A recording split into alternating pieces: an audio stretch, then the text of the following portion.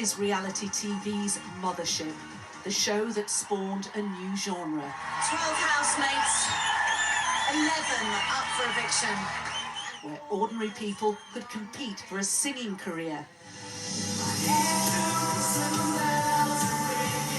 For the chance to become a business high flyer. Now you need to select a high-end product range. To the fly on the wall of constructed reality's Towie. Perfect, right, babe? Brilliant. Right down to finding love. Could see myself, like, falling in love. And currently on TV, to skipping the courtship altogether and going straight to marriage. Coming up to get you in the mood, this is Britney Spears with Gimme, Gimme, Gimme More. Brian Dowling is testament to what reality TV can give you. Brian! He owes his radio and TV career, he says, to winning Big Brother in 2001 and then winning the ultimate Big Brother in 2010. Seeing firsthand how our relationship with reality TV has changed with time. When I was on the show in 2001, I believe it was a social experiment. When I went on in 2010 for Ultimate 9 years later, I walked onto a set. It was not a social experiment, it was a circus. I mean, the absence of mass use of social media did make things easier, surely, for you guys in that house. There was less pressure, there was no trolling. So I suppose in a way we had a much easier time. I now look at contestants that go on Love Island and how the trolling and what that's led to. I feel I don't know whether I would have had the career I've had or the success if there hadn't been social media. The return of the show this weekend comes after a 5-year absence. Axed from Channel 5 in 2018 after falling viewing figures, the ITV reboot will involve a focus on the mental health of the housemates.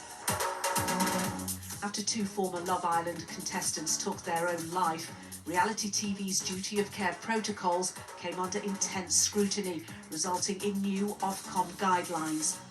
Ruth Wrigley is the award-winning producer of the first 3 series of Big Brother.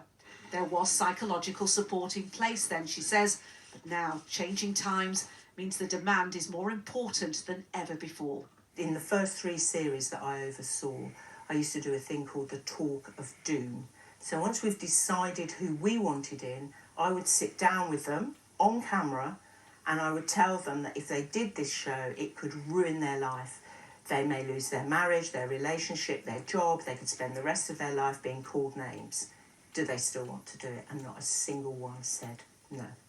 The guys that went in the first Big Brother, they might get their 15 minutes of fame, but that was their only expectation. Whereas now I think they've seen people make millions and launch careers. And if that doesn't happen for them, that's mentally quite challenging.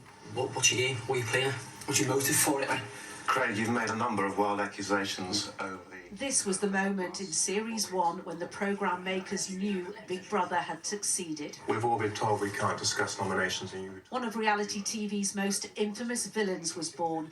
Nasty Nick had been attempting to influence who the other contestants voted to evict from the house.